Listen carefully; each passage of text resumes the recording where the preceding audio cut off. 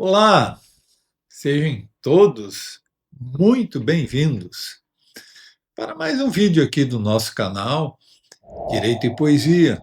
Lembrando que esse nosso ano de 2025 já está, digamos assim, na reta final e estamos envolvidos, né, por essa ambiência natalina que a todos nós toca e até comove, né?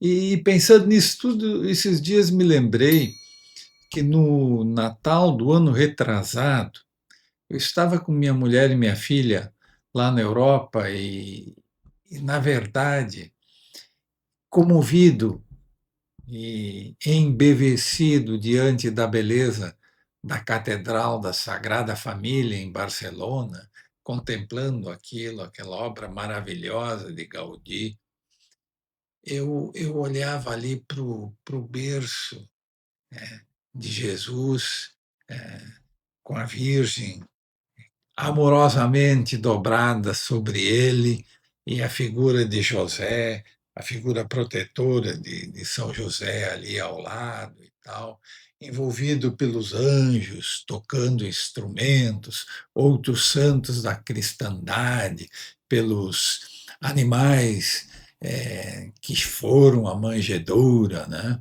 Acalentar Jesus, tudo aquilo ali naquele ambiente, mas de repente eu vi que dali do berço do menino saiu uma luz. E eu disse até para minha filha: Olha lá, filha, ali do berço do menino sai uma luz que se irradia por toda a catedral. E eu me apercebi que essa luz iluminava toda Barcelona. E mais fui me apercebendo que essa luz não só iluminava toda Barcelona, como iluminava toda a Espanha. E de repente me apercebi que aquela luz iluminava toda a Europa. E de repente me apercebi que aquela luz iluminava o mundo inteiro. E essa luz que emanava ali do berço do menino Jesus é o seu grande legado, o legado do seu maravilhoso ensinamento. E o que foi todo o maravilhoso ensinamento de Jesus se resume numa palavra: o amor. Jesus veio ao mundo para nos ensinar o sentido do amor. E ele está, esse sentido do amor, muito bem sintetizado no magnífico Sermão da Montanha, no Evangelho de São Mateus, né? Jesus, então, diz que nós devemos amar o nosso próximo, mas ele vai além e disse que nós devemos amar também aqueles que não gostam de nós. E, aliás, devemos amar os nossos inimigos, disse Jesus. Devemos também amar aqueles que nos odeiam e devemos orar por aqueles que nos perseguem. Vejam a beleza e a profundidade do ensinamento de Jesus. Na verdade, então, o amor é o sentido normativo. Jesus, no Sermão da Montanha, transforma o amor em lei universal, transforma o amor na grande verdade da condição humana. Então, quando eu descobri a maravilha do Evangelho e comecei a refletir sobre isso tudo, eu era um jovem professor universitário quando me apercebi de tudo isso e passei a refletir diariamente o Evangelho. E comecei a me esforçar para trazer o Evangelho para a minha vida, para todas as dimensões da vida, inclusive para a minha dimensão de professor. E refletindo, então, o ensinamento de Jesus, eu passei a amar não só aqueles alunos, né, os bons alunos que contribuíam às aulas, que faziam boas perguntas, que me respeitavam, mas também me esforcei por amar aqueles alunos que não me respeitavam, que atrapalhavam a aula. Então fiz esse grande esforço. E esse esforço me tornou um professor melhor e um professor mais feliz. E assim, a reflexão sobre o magnífico Sermão da Montanha de Jesus me levou a olhar com mais solidariedade para os humildes, para os pobres de espírito, a sentir também uma profunda empatia com aqueles que têm sede e fome de justiça, a olhar amorosamente para os misericordiosos, para os pacíficos, para os puros de coração. Também a reflexão sobre o Evangelho me levou a fazer uma profunda autocrítica da minha conduta e ser mais cauteloso a julgar a conduta dos outros. Tá? E essa empatia e essa autocrítica foi me deixando mais humilde ao mesmo tempo, foi me tornando uma pessoa talvez melhor e, sinceramente, mais feliz. E assim, depois de muitos anos refletindo diariamente os evangelhos, eu fui aprendendo no dia a dia e fui me tornando, como eu disse, uma pessoa melhor e mais feliz. Na medida em que eu incorporava o ensinamento de Jesus na minha prática pessoal, eu ia crescendo moralmente e a ponto de ir aprendendo com lucidez derivada do ensinamento crístico. Para mim ficou claro que o ensinamento de Jesus é a maior maravilha da humanidade. E agora, voltando à nossa reflexão para o título do nosso vídeo de hoje, né, qual será a relação da orientação crística do Evangelho com o sentido da ideia de direito? Como acentua, com sabedoria, o professor Castanheira Neves, evocando Hegel, disse o mestre de Coimbra, que a mais funda dimensão ética do direito, aquilo que pode ser designado como o seu fundamento de validade, está no aforismo, na obra de Hegel, no aforismo que diz o seguinte: se pessoa e respeita os outros como pessoa. E assim fica claro que no reconhecimento do homem pessoa evidencia-se a cada ser humano a dignidade de sujeito ético, sendo a dignidade ética da pessoa humana a própria possibilidade da existência do direito. Isso significa que sem ela o direito não existe. Podemos então concluir que, assim como o ensinamento de Jesus de Nazaré, também a essência do direito pode ser compreendida como expressão do amor, o amor a todos os seres humanos. Vamos ver como essa verdade se entrelaça numa das mais belas parábolas do Mestre. Aliás, o ensinamento de Jesus é tão profundo que muitas vezes um prêmio Nobel de ciência não consegue entendê-lo.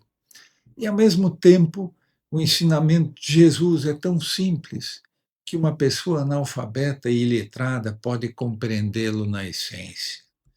E para tornar mais acessível a profundidade do seu pensamento, Jesus se expressou por parábolas que são verdadeiros poemas, belíssimos, simples e profundos.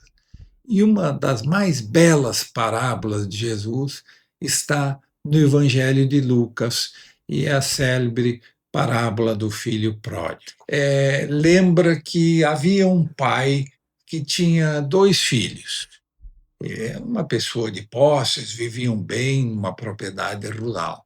Um belo dia, o filho mais novo chegou e disse para o pai: Olha, pai, eu quero que o senhor me dê a minha parte na herança, que eu quero ir-me embora, quero ir para o mundo. O pai entristeceu, mas atendeu o desejo do filho e repartiu os bens deles. E o filho pegou então a sua parte da herança e foi para o mundo, foi lá para um país distante. E, como diz o Evangelho, viveu uma vida dissoluta, jovem ainda, em festas, literalmente em farras e tal. E nesses momentos, o que não faltam é amigos de ocasião para compartilhar tudo isso e tal. E envolvido por essa vida dissoluta, o dinheiro se foi.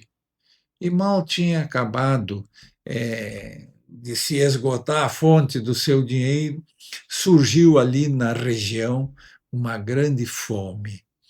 E ele não tinha como se manter. Conseguiu um emprego lá numa granja para cuidar dos porcos. E o único alimento que lhe era acessível era o mesmo alimento que os porcos comiam e mesmo assim racionado. Um belo dia, passando fome e no auge daquela miséria, ele caiu em si e refletiu: puxa vida, lá na casa do meu pai, qualquer empregado tem casa boa, comida farta, roupa decente, vivem bem, e eu aqui nessa miséria. Eu vou voltar. Vou pedir perdão ao meu pai, dizer que não sou mais digno de ser chamado de filho, mas que ele me aceite como um simples empregado. E, imbuído desse princípio, ele retornou. Depois de uma longa jornada, chegou realmente em condições muito difíceis. Quando o pai de longe o viu, correu ao seu encontro, o abraçou e beijou, e gritou para os servos: Põe nele a roupa mais bela que temos, põe um calçado nos seus pés e um anel no seu dedo, e matem um bezerro cevado, que vamos fazer uma festa. E a festa estava muito bem, a alegria dele por ter retornado seu filho que estava perdido, retornou, foi para ele um motivo de grande alegria. Então, quando estavam lá no meio das festas, com música e danças e tal, chegou o irmão mais velho, que estava trabalhando no campo. E quando ele chegou, estranhou ver aquela festa, música, dança. Chamou um outro servo e perguntou: afinal, o que está acontecendo aí? E o servo disse: Olha, teu irmão voltou, teu pai ficou muito feliz e está dando essa festa. Então. E ele ficou com muita raiva e não quis entrar, não quis participar. O pai, vendo isso, veio ao seu encontro e disse: Filho, venha participar da festa, teu irmão voltou. E ele externou, então, a sua indignação, dizendo: Olha, pai, a vida toda eu fiquei aqui trabalhando. Nunca desobedeci uma ordem tua. Sempre me empenhei para a construção do nosso patrimônio e me doei com todo o meu esforço. E o senhor nunca me deu um bezerro cevado para mim compartilhar festivamente com meus amigos. E agora, esse vagabundo que pegou a parte dele, gastou tudo em farra, em prostitutas e tal, volta e é recebido com festa. Isso não está certo. Eu não quero participar. E o pai, com toda a bonomia, disse: Vem, meu filho, participa. Tudo que eu tenho também é teu. E o teu irmão estava perdido e foi reencontrado. O teu irmão estava morto e renasceu. Isso é motivo de festa, disse o pai. Vejam, o filho mais velho refletia segundo a justiça retributiva da tradição do direito sucessório. Mas a justiça que o pai pensava não era essa, da tradição do direito sucessório. a justiça que o Pai pensava era a justiça movida pelo amor. E o amor perdoa. E por isso ele perdoou e acolheu o filho que retornou. Infelizmente, nos dias de hoje, e contrariando o ensinamento crístico dos evangelhos e também o princípio da normatividade jurídica, vemos o mundo e também o Brasil cada vez mais dilacerado pelo radicalismo ideológico.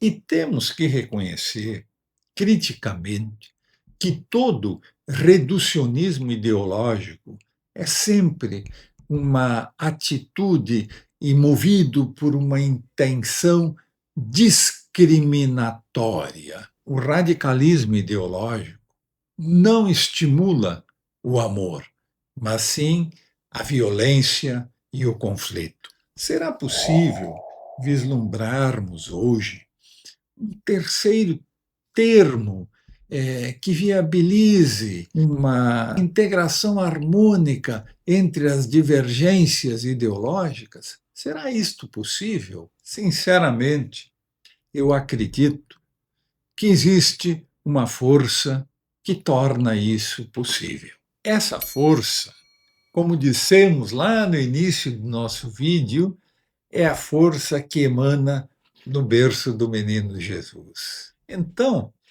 podemos ser otimistas, porque essa luz brilha dentro do nosso coração e brilha dentro do coração de todo ser humano. Essa luz é o amor que Jesus ensinou para a humanidade. Um Feliz Natal para todos.